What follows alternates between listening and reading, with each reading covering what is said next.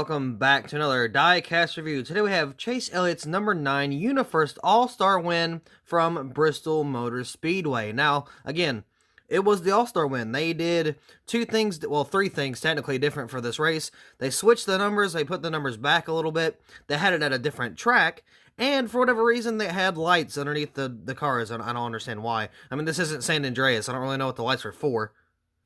But I mean, hey, it's still pretty cool either way. It's just, I wish it wasn't on the back. If anything, you could have done it on the sides at least, or maybe the entire underglow. I don't really know for sure why they just did the back. It seems like the back would have been the most, like, I don't know, the most endangered area, I guess. Like, you know, people run into the back of you all the time. You'll spin out and you'll hit your back or end on the wall, and it could, I don't know. So, like, I don't know how the lights even was. I was afraid it was like, I don't know, made of some sort of like glass, like the bulb was glass or something, and it would have shattered and, I don't know, popped somebody's tire. You know, I had a lot of concerns actually for the light, but I mean, I don't know, it was still cool either way. And on the 124s, we do get lights, but it's kind of weird because we have a option. We have you can order one with the light or without the light. It's kind of weird. But again, it's all kind of cool at the same time. Now, this was not a points-paying race, but this was a $1 million race, and Chase Elliott kind of cast that check for finishing first place. So that was pretty cool to see Elliott win at Bristol. But I mean, still, either way, it was a lot different. Now we got Bristol going to dirt for a race or two. I don't remember if it's one race or a couple races, but there will be a Bristol dirt race for the Cup Series, and that's going to be very, very weird. But I am kind of excited to see what that turns into. But anyway, let's go ahead and take a look at this diecast. Here's the diecast out of the box, and I must say, on camera, it's a little more light green, it's more like a mint in real life, or yeah, it's like a mint in real life, but like on camera, it's like a real light bluish green. It's kind of weird how the camera kind of picks that up. But yeah, it is a lot more green in person, so if you have the diecast, you will know what I'm talking about. But yeah, let's go ahead and take a look at the hood of this diecast. Well, first things first, this is the only, well, no, this is not the only one I got from the Gold Series. But for the All-Star schemes, I only got 3 from the Gold Series. I only got the other ones in the Authentics line because, one, I didn't want to pay $10 for, or well, 7, 8, whatever, for the All-Star schemes. So when I saw that they had the Authentics line, I'm like, you know what? I'm just going to use those because I got a little mini race planned for the Little Wrangler Cup Series. I almost said NASCAR Duralast Cup Series. Oops. No, I'm kidding. But seriously, you can go check that out too. The NASCAR Duralast Cup Series. Real diecast racing. It's not stop motion. It's not scripted. Anything can happen. The diecast dictate the winner. It's actually pretty cool. But right here on the hood, you got UniFirst Uniforms Services Solutions. Kind of messed that up a little bit. Ooh, we got a paint chip right there on the R. It looks like it's just kind of tucked underneath the R. It's a little weird. Now that is definitely a paint chip. You can tell. Or no, it's a decal chip. I'm sorry, it's a decal chip because you can see the green underneath there. You can see the green right here that was actually colored or painted on the diecast, and then you can see this kind of white was just decaled over, and you can tell by that little chipping there. So yeah, that's a little interesting. I've never seen a little chip like that in that certain area. Now, I've seen some down here before, but I haven't seen them on this little, I don't know, like inner scoop of the hood. I haven't really seen that before. So that's a little weird. Lionel's definitely kind of getting not out of hand, because they've been out of hand for a while, but at the same time, it's like they're finding new ways to, like, mess things up. Like, it's weird. Like, with one of my other reviews, I don't even remember which one it was. It was the Ryan Newman, what was that, guaranteed rate? The window was, like, all weird and scuffed. It was and something I've never seen before, and then now we got this right here on the R. Again, something that was been unseen from my eyes. So, yeah, it's a little weird. Lionel's kind of going downhill, but they're kind of fixing some problems at the same time. I haven't seen a little slash right here in the hood in a long time. So they're getting a few things fixed, but at the same time, other things are messing up as well. But here's the front end. You can see all kinds of race wear and, of course, dirt and debris and grime and whatever. It is Bristol. Bristol will get dirty real fast. Got UniFirst right there on the hood once again. Got the NASCAR Cup Series logo, or the banner up there, I guess. I got the 2 Chevy bow ties, which actually seem to be in a decent placement, and I say that because there's a lot of times where these banners will actually be kind of scuffed, and it's not very nice to see. Got the number 9 up here. You got UniFirst right there as well. Oh, wow. We got a huge butcher right in the F and the IR. So, yeah, this is another problem with Lionel. I can understand why, but at the same time, it's like, that's still kind of yikes, though, because you got this huge indention. My solution is don't make the indention that deep. Like, you can still have, like, the outline, but don't, like, engrave it that much. Or better yet, have the whole decal sheet as just one sheet, like have it as one thing. So when you just go to overlay it, it shouldn't, like when you go to push it in, it shouldn't crack. It should just kind of slide up a little bit from the back or the front. But I don't know, that might be some solution for these kind of roof flap sponsors, because these do get very, very bad from time to time. And we got black roof rails. I forgot to mention that. Got Elliott right there on the back. Napa Auto Parts. I'm surprised it's not crooked, because it normally is. Oh, but we do have a few other problems. You can see we got some paint chips and black spots and all kinds of weird stuff. But again, that's just Lionel quality for you. Let's take a look at the back right here. Got UniFirst, got, Uniforms, Services, Solutions, got Camaro ZL1 1LE, which is very, very low. Look at that. Jesus.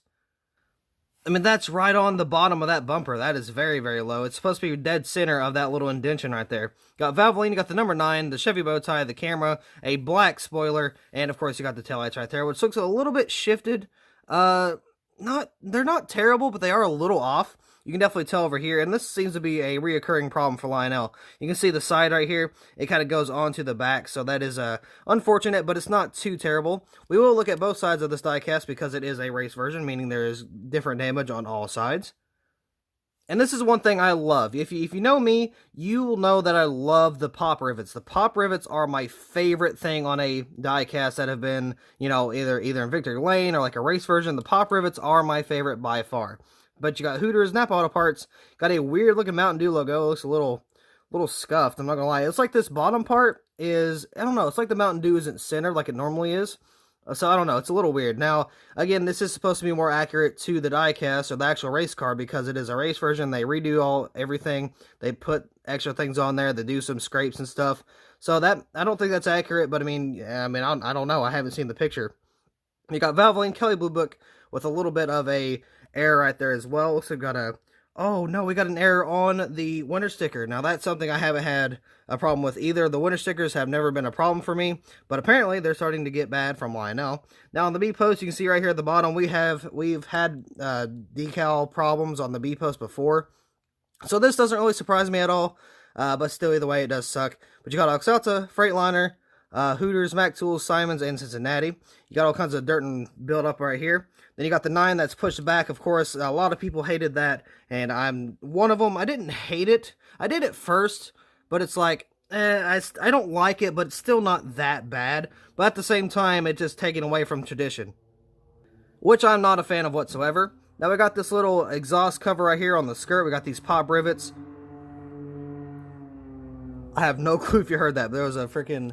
Okay, these people down here, they love their four-wheelers, they love their dirt bikes and stuff, and they'll just fly down the roads and have the loudest exhaust ever.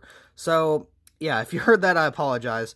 But you got these pop rivets down the side, you got all this dirt and grime right here on the side. You got UniFirst, and the number 9, of course, they did this UniFirst for the big sponsor reason. Now, again, the 9 should be right here, but they put it back here, and it's like, I'm not a fan of that, but at the same time, it doesn't look that bad, especially with this scheme. I think it looks a little cool, like a little cooler, because it's got that little swoosh right here. It kind of goes, it follows the UniFirst logo, so it comes from the bottom here from the skirt, it goes up to the back, and then from the top, it goes from the front end all the way to the back, like underneath the window, so it doesn't look that bad in this case. But as much for the other paint schemes, I'm not really a fan of it. You got the NASCAR Cup Series logo, NASCAR salutes, got a little paint chip out of there. Looks like we got some dirt and grime on the A post as well. Got a little bit of dirt and grime and buildup and rubber wear stuff around the wheel well right there. Of course, you got some underneath the Goodyear, right some by the T, there you go. Some right there by the T is what I meant to say. Then you got some around here on the front. You got 3M and Sunoco. So we're going to take a look at the other side, because that also has some damage. With it being white, of course, it's going to have a whole lot more, build up and stuff, because it's going to show, because it's a very, very, very light color, of course, it being white. And white literally shows everything, so that makes great for race version customs, or just diecast in general. Got the number 9 right there once again. It looks like you got a little donut mark right here, and you got some little black mark there. I don't know what that's about. Some more rubber buildup back here. And then right here is kind of the best part for damage-wise. So, of course, Chase Elliott blew out his left rear, his left rear, and he just absolutely destroyed that fender well. So, they can't do any molded damage on 164s. They do on 124s, but not on 164s, so they kind of just have to black out the 164 mold. I'll tell you what though, if I ran Lionel, I would definitely mold each and every 164 race version that was released. I would definitely do that. Cut out the fenders, whatever you need to do, I would definitely do it.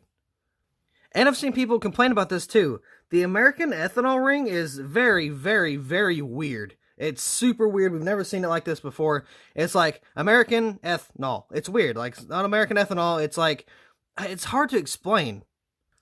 Let me get a diecast real quick. So this is Denny Hamlin's 2019 FedEx Express. This is a race version, but you will see that here in a little bit. So you can see the American ethanol ring, right? That's kind of what we're used to seeing. But this right here definitely is not. Where's it at? There it is. Now, there's no A. It's missing the A, first of all. And I don't know if it's supposed to be that way. I feel like it is, but still at the same time, it's very, very odd and very weird. And I don't like it. But at the same time, if that's how it was, then that's how it was. I mean, I'm not really going to complain too much. And of course, you got the decal around the window. I forgot to mention that. But yeah, very, very nice race car and a very nice paint scheme along with a nice diecast to go with it. Now, I have the clean version of this diecast too. It was in the All-Star Wave 1 for 2021, and that wasn't produced. That was not produced in the Gold Series. So far, the Authentics has the clean version of this diecast, and the Gold Series has the race version of this diecast. So, yeah, it's kind of like a half and half. If you want both, you have to get both lines, but if you only want one, you kind of have to go for one or the other. Also, if you want to see that wave review, link down in the description along with the NASCAR Duralast Cup Series, Diecastbuffet's channel, and my Discord server if you want to go ahead and join that if you have not already. But before you head down there, I did not review the Chase Elliott number 9 UniFirst from Wave 1. That being because I'm trying to get a second one. If I can get a second one, I will do a diecast review on the standard release. But if I can't, then unfortunately we will not have a review. A diecast I'm still trying to get is Austin Dillon's number 3 2020 Bass Pro Shops. You know, the one he won at Texas with. Because I want to make that into a race version custom, and I want that actual scheme as well for the Little Wrangler Cup Series. So, either way, I'm trying to look for 2 of those, and I can't find them anywhere, so I'm going to have to probably get them off eBay or something. Unfortunately, but I might, you know, it is what it is. I just got to deal with it. But I do believe that is going to top off this diecast review. So, thank you all so much for watching. I hope you all enjoyed, and I will see you in the next video. Upside down.